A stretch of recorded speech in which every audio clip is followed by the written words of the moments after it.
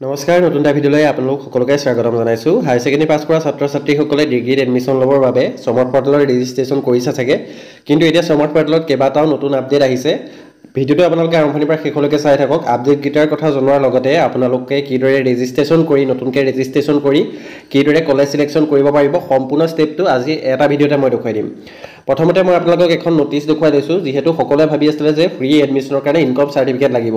12 তাৰিখৰ আগলৈকে আপোনালোকৰ ৱেবছাইটত ইনকম চাৰ্টিফিকেটখনে আপলোড কৰিবলৈ কোৱা হৈছিলে, কিন্তু এতিয়া চিষ্টেমটো সলনি কৰি দিছে। 12 তাৰিখৰ পাছত আপোনালোকৰ ইনকমৰ জেগাত ৰেচন কাৰ্ড আপলোড কৰিবলৈ কৈছে। কিন্তু যিসকলে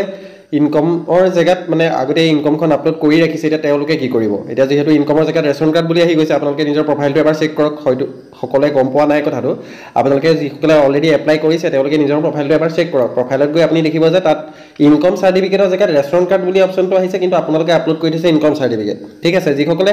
ইনকমৰ জেগাত ৰেচন কাৰ্ড আপলোড কৰিছিলে তেওঁলোকৰ কোনো অসুবিধা নহয়। এতিয়া নতুন নটিচখনৰ আপোনালোকৰ প্ৰকাশ পাইছে। নটিচখনত মেনশ্যন কৰি দিলে যে ফ্ৰী এডমিশ্যনৰ কাৰণে ৰেচন কাৰ্ডখনে ভেলিড হ'ব, ইনকম চাৰ্টিফিকেটৰ প্ৰয়োজন নাই। ৰেচন কাৰ্ডখন থাকিলে আপোনালোকে ফ্ৰী এডমিশ্যনটো লাভ কৰিব। ঠিক আছে, ইনকম চাৰ্টিফিকেট এতিয়া আপোনালোকক নালাগে। যদি আপোনালোকৰ অহা নাই বা আপোনালোকৰ যদি নাই উলিয়াব পৰা নাই, তেনেহ'লে চিন্তা কৰিব নালাগে। যদি ৰেচন কাৰ্ডখন আছে, ৰেচন কাৰ্ডখন থাকিলে ফ্ৰী এডমিশ্যনটো লাভ কৰিব। এতিয়া হয়তো সকলোৱে 12 তাৰিখৰ আগতে ৰেজিষ্ট্ৰেশ্যন কৰিছে, আৰু যিসকলে 12 তাৰিখৰ পাছত এই আজি 16 তাৰিখলৈকে যিসকলে ৰেজিষ্ট্ৰেশ্যন কৰিলে, যদি আপোনালোকে ইনকম আপলোড কৰি ৰাখিছিলে, ইনকম আপলোড কৰি দিলে, তেনেহ'লে তেওঁলোকৰ কি হ'ব? এই গোটেইখিনি কথা আলোচনা কৰিম। ইয়াত কোনো ধৰণৰ ইনকম চাৰ্টিফিকেট এতিয়া নালাগে। আপোনালোকে ৰেচন কাৰ্ড দি যদি আপোনালোকে এতিয়ালৈকে ৰেজিষ্ট্ৰেশ্যন কৰা নাই, ইনকমখনৰ কাৰণে ৰৈ আছে, তেনেহ'লে চিন্তা কৰিব নালাগে। আপোনালোকে ৰেচন কাৰ্ডখন আপলোড কৰিয়ে কৰিব পাৰিব। এতিয়া ৰেজিষ্ট্ৰেশ্যন প্ৰক্ৰিয়াটো আপোনালোকে কেনেকৈ কৰিব সম্পূৰ্ণ প্ৰচেছটো এইটো ভিডিঅ'তে দেখুৱাই দিম। নতুন নিউ ৰেজিষ্ট্ৰেশ্যনৰ পৰা ৰেজিষ্ট্ৰেশ্যন ফৰ্ম ফিল আপ কৰাৰ পৰা কলেজ চিলেকশ্যন কৰালৈকে গোটেইখিনি কথা ক'ম। আৰু যদি আপুনি ভুল কৰিছে তেনেহ'লে কি কৰিব লাগিব সেইখিনি কথাও আলোচনা কৰিম।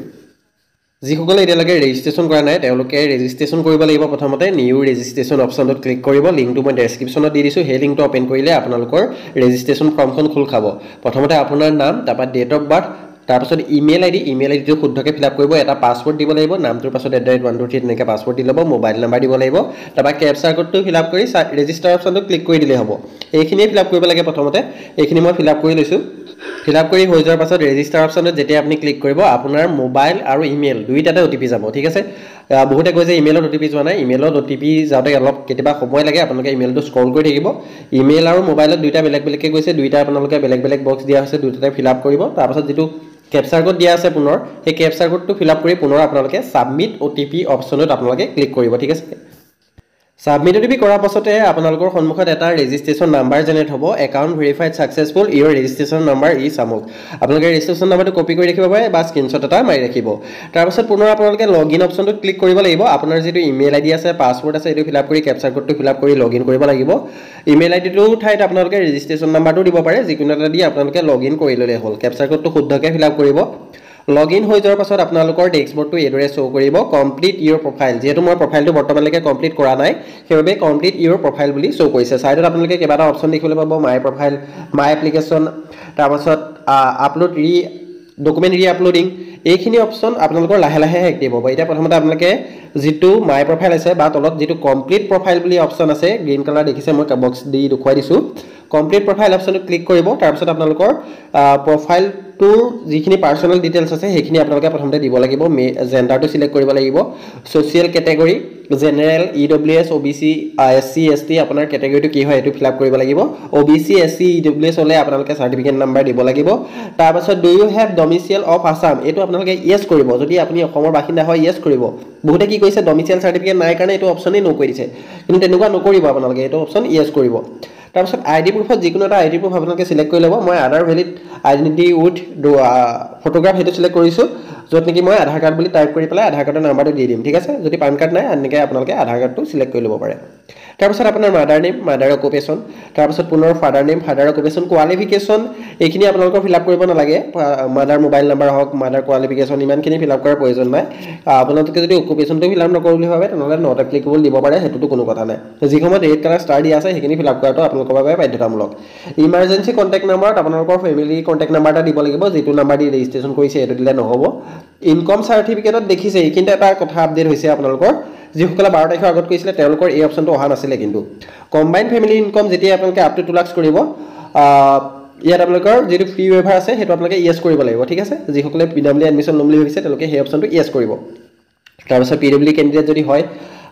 ইয়েছ কৰিব সেইখিনি অপশ্যন আহি গৈছে আপোনালোকৰ বাকী হ'লে ন' কৰিব আৰু CCA বহুতে কৈছে যে CCA কি হয়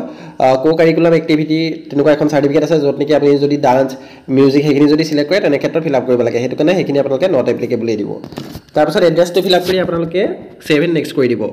তাৰপিছত সম্পূৰ্ণ ফৰ্মখন প্ৰিভিউ কৰিবলৈ আহিব পুনৰ আপোনালোকে 7 নেক্সট কৰিব যদি কিবা ভুল হৈ আছে আপডেট অপশ্যনটো ক্লিক কৰি আপডেট কৰি ল'ব পাৰিব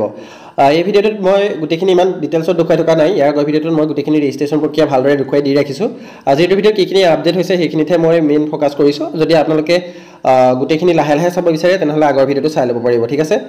তাৰপিছত এইখিনি যিখিনি আছিলে আদাৰ ডিটেইলছ সেইখিনি ফিল আপ কৰিলে আপোনালোকৰ ৰুৰেল নে আৰবান বাকীখিনি আপোনালোকে ন' দিলেও কোনো কথা নাই ঠিক আছে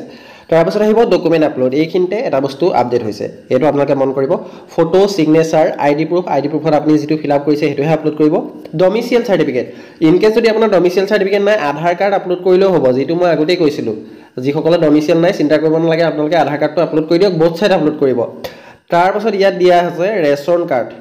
এতিয়া আপোনালোকে আগতে ইয়াত দিয়া আছিলে ইনকম চাৰ্টিফিকেট কিন্তু এতিয়া অপশ্যন আহি গৈছে ৰেচন কাৰ্ডৰ ঠিক আছে এইটো কাৰণে এতিয়া আপোনালোকে যিসকলে নতুনকৈ কৰি আছে তেওঁলোকে ৰেচন কাৰ্ড দিয়ক আৰু যিসকলে অলৰেডি ইনকম চাৰ্টিফিকেট দি পেলাই কৰিছে তেওঁলোকে 23 পৰা 25 তাৰিখৰ ভিতৰত 23 24 25 3 দিন কাৰেকশ্যনৰ কাৰণে সময় দিছে তেওঁলোকে কাৰেকশ্যন কৰি ল'ব ঠিক আছে যদি আপোনালোকে ইনকম আপলোড কৰিছিলে 23 24 25 এই 3 দিনত কাৰেকশ্যনটো কৰি ল'ব আৰু ৰেচন কাৰ্ড আপলোড কৰিলেও আপোনালোকে বহুত পেজ আপলোড কৰিব য'ত আপোনাৰ ফেমিলি যেহেতু মাকৰ নামতে থাকে ৰেচন কাৰ্ডখিনি আপোনাৰ মাৰ যিটো ফ্ৰণ্ট পেজ আছে সেইটো দিব য'ত নেকি গোটেই ডাটাখিনি দিয়া আছে ছেকেণ্ড পেজটোত গোটেই ফেমিলি মেম্বাৰখিনিৰ নাম থাকে সেই পেজটো ভালদৰে ফটো মাৰি দুইটা পেজ আপলোড কৰিব লাগিব স্কেন কৰি ঠিক আছে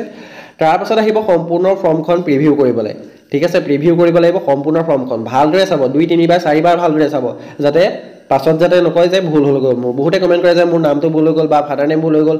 আপোনালোকে ইমানবাৰ আপোনালোকক প্ৰিভিউ কৰিবলৈ দিয়া হৈছে সেইবাবে কৈছোঁ আপোনালোকে ভালদৰে চাই ল'ব তাৰপাছতে আপোনালোকে ইয়াতো এডিটৰ অপশ্যন আছে যেতিয়া আপুনি প্ৰিভিউ কৰি থাকিব তেতিয়া আপোনালোকে এডিট কৰিব পাৰিব যদি ডকুমেণ্ট আপলোড কৰোঁতে ভুল হ'ল বা যদি কিবা ভুল হৈ গৈছে তাৰপাছত যিটো ডিক্লেৰেশ্যন আছে টিক মাৰ্ক দি পেলাই কনফাৰ্ম এণ্ড লগ অপশ্যনটো ক্লিক কৰি দিব কনফাৰ্ম এণ্ড লগ কৰাৰ পাছত আপোনালোকে কাৰেকশ্যন কৰিব নোৱাৰে তাৰপাছত লগালগ আপোনালোকৰ যিটো প্ৰগ্ৰেম চিলেকশ্যন ষ্টেপ আছে সেইটো খোল খাই যাব দেখিছে মোৰ ডাইৰেক্ট প্ৰগ্ৰেম চিলেকশ্যন আহি গৈছে ইয়াত এতিয়া মই এডমিশ্যন মোডটো নন চিউটি যিহেতু এতিয়া বৰ্তমান নন চিউটিখিনিহে হৈ আছে তাৰপিছত ইউনিভাৰ্চিটি চিলেক্ট কৰিম ডিব্ৰুগড় ইউনিভাৰ্চিটি তাৰপিছত ডিব্ৰুগড় ইউনিভাৰ্চিটিত থকা গোটেইখিনি কলেজ আহি যাব ডিব্ৰুগড় ইউনিভাৰ্চিটিৰ আণ্ডাৰত থকা তাৰ ভিতৰত আপুনি যোনখনৰ কৰিব বিচাৰে সেইখন চিলেক্ট কৰি ল'ব মই কাগজানখন চিলেক্ট কৰি লৈছোঁ যদি ডিব্ৰুগড় ইউনিভাৰ্চিটি কেম্পাছৰ ভিতৰত 5 ইয়েৰ ইণ্টিগ্ৰেটেড যিটো PG প্ৰগ্ৰেম আছে সেইটো যদি কৰিম বুলি ভাবিছে তেনেহ'লে আপোনালোকে কলেজ অব্লিক ডিপাৰ্টমেণ্ট অপশ্যনটো ডিব্ৰুগড় ইউনিভাৰ্চিটিৰ যিখিনি ডিপাৰ্টমেণ্ট আছে সেইখিনি চিলেক্ট কৰিব লাগিব ঠিক আছে তাৰপিছত NB ষ্ট্ৰীমটো চিলেক্ট কৰিলোঁ তাৰপৰা আপোনালোকৰ বেচেলৰ অফ আৰ্টছ সেইখিনি মই চিলেক্ট কৰি ল'লোঁ আৰু লগতে এইখিনিতে বহুতখিনি অপশ্যন আহি যায় সেইখিনি PDF টো মই ডেছক্ৰিপশ্যনত দি দিছোঁ সেই PDF টো আপোনালোকে চাই ল'ব পাৰিব তাৰপিছত ইয়াত আপোনালোকৰ ডিসিপ্লিন গ্ৰুপ 1 আপোনালোকে তাত মেজৰ কি ল'ব তাৰপাছত আপোনালোকৰ ডিসিপ্লিন গ্ৰুপ 2 আপোনালোকে মাইনৰ কি ল'ব এই দুটা সাবজেক্ট আপোনালোকে সিলেক্ট কৰি ল'ব ঠিক আছে এইখিনি ভুল নকৰিব সাবজেক্টটো সিলেক্ট কৰোঁতে ভালদৰে ভাবি চিন্তিহে সিলেক্ট কৰিব এইখিনি সিলেক্ট কৰি হৈ যোৱাৰ পাছত পুনৰ আপোনালোকে নেক্সট কৰিব ভালদৰে চাই ল'ব আপোনালোকৰ যদি কিবা ভুল হৈ আছে সাবজেক্টখিনি পাছত আকৌ আপডেট কৰিব পাৰিব কিন্তু আপোনালোকে ভুল নকৰাকৈ যিমান পাৰে কৰিবলৈ চাব তাৰপিছত প্ৰসিড অপশ্যনত পুনৰ ক্লিক কৰিব প্ৰসিড অপশ্যনটো ক্লিক কৰাৰ পাছত আপোনালোকৰ আকৌ প্ৰিভিউ কৰিবলৈ আহিব ইয়াত দেখিছে সাবজেক্টখিনি আহি গৈছে তাৰপাছত পুনৰ নেক্সট কৰিব নেক্সট কৰাৰ পাছত আপোনালোকৰ পাৰ্সোনাল ডিটেইলছখিনি পুনৰ প্ৰিভিউ কৰিবলৈ আহিব পুনৰ আপোনালোকে নেক্সট কৰিব নেক্সট কৰাৰ পাছত এতিয়া আপোনালোকৰ আহিব ইয়াত দেখিছে আপোনালোকৰ এক্সামিনেশ্যন ডিটেইলছ গুটি ক্লাছ 10 আৰু 12 গুটি ডাটাখিনি ফিল আপ কৰিব লাগিব ক্লাছ 10 কোন চনত পাছ কৰিছিলে ক্লাছ 10 ত মেট্ৰিকৰ পাৰ্চেন্টেজ কিমান আছিল কি ডিভিজন পাইছিলে কোনখন স্কুলৰ পৰা পাছ কৰিছিলে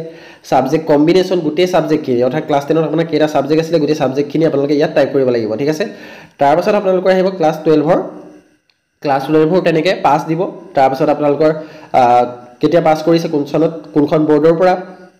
তাৰ পাছত সাবজেক্ট কম্বিনেশ্যনত আপোনালোকে 6টা সাবজেক্টে দি দিব পাৰে ইয়াত দেখিছে আপোনালোকৰ ডিভিজন কি ডিভিজন গুটিখিনি ফিল আপ কৰিলে তাৰ পাছত তলত আছে আপোনালোকৰ সাবজেক্ট ওয়াইজ মাৰ্কখিনি ফিল আপ কৰিব লাগিব ইয়াত ফোৰ্থ সাবজেক্টটো আপোনালোকে ফিল আপ নকৰিব ঠিক আছে বহুতে ফোৰ্থ সাবজেক্টটো ফিল আপ কৰি দিয়ে ফোৰ্থ সাবজেক্টটো ফিল আপ নকৰিব নহলে আপোনালোকৰ পাৰ্চেন্টেজটো বহুত কমি যাব পাঁচটা সাবজেক্টে ফিল আপ কৰিব তাত তাৰ পাছত গুটিখিনি ভেৰিফাই কৰি পেলাই আপোনালোকে নেক্সট অপশ্যনটোত ক্লিক কৰি দিব এবাৰ ভালদৰে চাই ল'ব অপটেন মাৰ্কটো আপোনালোকৰ মাৰ্কশিটৰ লগত মিলিছে নে নাই মিলা গুটিখিনি শুদ্ধকৈ ফিল আপ কৰাৰ পাছত পুনৰ 7 নেক্সট অপশ্যনটো ক্লিক কৰিব আকৌ এবাৰ ভালদৰে প্ৰিভিউ কৰিব আপোনাৰ যিখিনি কোৱালিফিকেশ্যনৰ ডিটেইলছ ফিল আপ কৰিছিলে ভালদৰে চাব স্কুল কলেজৰ নাম ভুল নকৰিব আপোনালোকে পুনৰ নেক্সট কৰিব নেক্সট কৰাৰ পাছত আপোনালোকৰ আহিব ক্লাছ 10 আৰু 12 ৰ মাৰ্কশিটখন আপলোড কৰিব লাগিব JPG বা PDF ফৰ্মেটত আপলোড কৰিব পাৰে ইয়াত দেখিছে আপোনালোকৰ 10 to 500 KB ভিতৰত হ'ব লাগিব ক্লাছ 10 আৰু 12 ৰ মাৰ্কশিট গিখন আপোনালোকে ইয়াত আপলোড কৰি ল'ব বাকি ডকুমেণ্টখিনি অলৰেডি আপলোড হৈ থাকিব আপোনালোকৰ এইদৰে ক্লাছ 10 আৰু 12 ৰ মাৰ্কশিট গিখন আপলোড কৰিব ডকুমেণ্টখিনি খালি আপোনালোকে ভালদৰে আপলোড কৰিব যাতে ব্লাৰ হৈ নাযায় বা কোৱালিটিটো বহুত বেয়াকৈ আপলোড নকৰিব আপোনালোকে ভালকৈ ক্ৰপ কৰি মেলি ভালদৰে আপলোড কৰিব তাৰপিছত ফাইনেল যিখন ফৰ্ম আছে সেইখন প্ৰিভিউ কৰিবলৈ আহিব এপ্লিকেশ্যন ষ্টেটাছটো বৰ্তমান নট ছাবমিটেড দেখুৱাই আছে যিহেতু আপুনি ফাইনেল ছাবমিট কৰা নাই তাৰপাছতহে আপোনালোকৰ ছাবমিটেড আহিব গোটেই ফৰ্মখন সম্পূৰ্ণ প্ৰিভিউ কৰিব ছাবমিট অপশ্যনটো ক্লিক কৰি দিব ছাবমিট অপশ্যনটো ক্লিক কৰাৰ পাছত আপোনালোকে পুনৰ ভেৰিফাই কৰিব লাগিব আপোনাৰ নাম ডেট অফ বাৰ্থ জেণ্ডাৰ এইখিনি আপোনালোকে ভেৰিফাই টিক মাৰ্ক দি ল'ব এইদৰে গোটেইখিনিতে টিক মাৰ্ক দিয়াৰ পাছত পুনৰ আপোনালোকে যিটো ছাবমিট অপশ্যন আছে তাত ক্লিক কৰি দিব ইয়াত দিছে ছাবমিট এপ্লিকেশ্যন তাত ক্লিক কৰি দিলে ছাবমিট এপ্লিকেশ্যনত ক্লিক কৰাৰ পাছতে আপোনালোকৰ এপ্লিকেশ্যন ফৰ্মখন ফাইনেল ছাবমিট হৈ গ'ল your application has been successfully received এতিয়া দিছে মোৰ এখন কলেজত এপ্লাই কৰা হৈ গৈছে এতিয়া আপোনালোকে নেক্সট আৰু এখন কলেজত কৰিম বুলি যদি ভাবে তেনেহ'লে পুনৰ আপোনালোকে এপ্লাই ইন কলেজ ইউনিভাৰ্চিটি অপশ্যনটো ক্লিক কৰিব লাগিব পুনৰ আপোনালোকে এডমিশ্যন মোডটো চিলেক্ট কৰিব লাগিব প্ৰগ্ৰেম চিলেক্ট কৰিব লাগিব পুনৰ যিখিনি আপোনালোকে প্ৰথম কলেজখন চিলেক্ট কৰোঁতে কৰিছিলে সেই ছেইম প্ৰচেছটো আপোনালোকে নেক্সট কলেজখন চিলেক্ট কৰোঁতেও কৰিব লাগিব এইখিনিতে এটা কথা কৈ থওঁ যিসকলে ভাবিছে মই এখনতে কৰি থওঁ তেনেকুৱা ভুল নকৰিব আপোনালোকে 3-4খনত কৰি ৰাখক ওচৰৰে যিমানকেইখন আছে আপোনালোকে পাৰিলে গোটেইখনতে কৰি ৰাখক যিহেতু 10খন কলেজত আপোনালোকে আবেদন কৰিব পাৰিব মেক্সিমাম আপোনালোকে 10খনত পাৰিব সেইবাবে কৈছোঁ যিমান পাৰে সিমানকেইখনত আপোনালোকে আবেদন কৰি ৰাখক যিকেইখনত আপোনালোকে পঢ়িব পাৰিব বা যিকেইখন আপোনালোকৰ ওচৰত আছে যদি আপোনাৰ পাৰ্চেণ্টেজটো অলপ কম আছে আপোনালোকে যদি এখনতে কৰি ৰাখে পাছত যদি লিষ্টত নাম নাহে তেনেহ'লে বহুতখিনি অসুবিধা হ'ব আপোনালোকৰ সেইবাবে কৈছোঁ 22 তাৰিখলৈকে সময় আছে আপোনালোকে যদি আৰম্ভণিতে এখন কৰি ৰাখিছিল তেনেহ'লে এতিয়া আকৌ পুনৰ 2-3খনমান কৰি ৰাখক ছেম আপোনালোকে 10-12ৰ গোটেই ডাটাখিনি আপোনালোকৰ প্ৰিভিউ কৰিবলৈ আহিব ইয়াত খালি আপোনালোকে কোনো আকৌ পুনৰ ফিল আপ কৰিব নালাগে ডাটাখিনি এবাৰ আপোনালোকে ফিল আপ কৰি দিয়াৰ পাছত ছেভেই হৈ থাকিব আপোনালোকে কেৱল নেক্সট কৰি গৈ থাকিলেই হ'ল ঠিক আছে প্ৰথমে প্ৰগ্ৰেম চিলেক্ট কলেজখিনি নতুনকৈ চিলেক্ট কৰিব প্ৰগ্ৰেমটো নতুনকৈ চিলেক্ট কৰিব তাৰপাছত বাকীখিনি আপোনালোকে নেক্সট কৰি গৈ থাকিলে হ'ব লাষ্টত প্ৰিভিউ কৰিব ফাইনেল ছাবমিট কৰি দিব এইখিনিয়ে থাকে পাছৰখিনি ইমান আপোনালোকৰ টান নহয় যিহেতু কোনো ধৰণৰ ফিল আপ কৰিবলগীয়া নাথাকে ইমান পুনৰ ছাবমিট কৰিলে পুনৰ গোটেইখিনি ডাটা আপোনালোকে পুনৰ ভেৰিফাই কৰিব ভেৰিফাই কৰাৰ পাছত আপোনালোকে ফাইনেল ছাবমিট কৰি দিব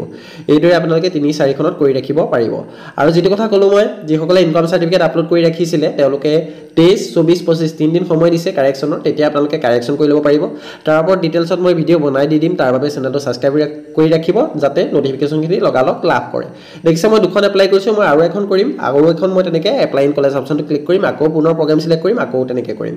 নেক্সট মই UGC scholarship OBC SC scholarship তাৰ ওপৰত ভিডিঅ' বনাই দি দিম আপোনালোকৰ বাবে চেনেলটো সেইবাবে আপোনালোকে ছাবস্ক্ৰাইব কৰি ৰাখিব যাতে নটিফিকেশ্যনখিনি আপোনালোকে লগালগ লাভ কৰে আৰু যিহেতু কাৰেকশ্যন 3 দিনহে সময় দিয়া হৈছে বেছি পলম নকৰিব যিদিনাই আপোনালোকৰ লিংকটো এক্টিভ হয় সেইদিনাই আপোনালোকে কৰি ল'ব খালি এবাৰ ভালদৰে চাই ল'ব PDFটো আপোনালোকৰ কি ভুল হৈছে যিমানখিনি ভুল আছে গোটেইখিনি এবাৰ নোট ডাউন কৰি ৰাখিব যাতে কাৰেকশ্যনৰ সময়ত গোটেইখিনি একেলগে কৰিব পাৰে যে প্ৰথমতে এটা কৰিলে তাৰপৰা আকৌ এটা কৰিলে তেনেকুৱা কৰিব নোৱাৰিব আপোনালোকৰ চান্স যিহেতু এবাৰেই দিয়া হ'ব সেইবাবে কৈছোঁ যিখিনি ভুল হৈ আছে নোট ডাউন কৰি ৰাখক আপোনালোকৰ ডকুমেণ্ট আপলোড কৰোঁতেই হওক বা প্ৰফাইল ক্ৰিয়েট কৰোঁতেই হওক বা মাৰ্কখিনি ফিল আপ কৰোঁতেই হওক এনিথিং আপোনালোকে সকলো কাৰেকশ্যন কৰিব পাৰিব ঠিক আছে এইদৰে আপোনালোকে 2-3খনত এপ্লাই কৰি ৰাখক আৰু যিটো মই ক'লোঁ ফ্ৰী ৱেইভাৰ স্কিমটো আৰু বহুতখিনি অপশ্যন আছে তাত বেংক একাউণ্ট এড কৰা হওক ABC একাউণ্ট বা আপাৰ ID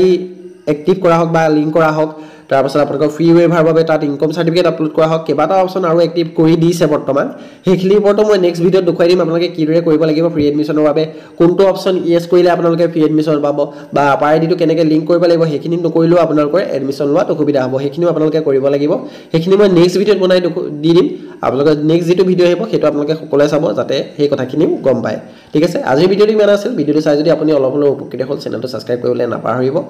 আৰু নেক্সট তেনেকুৱা ধৰণৰ ভিডিঅ'সমূহ পাই থাকিবৰ বাবে চেনেলটো ছাবস্ক্ৰাইব কৰিব ধন্যবাদ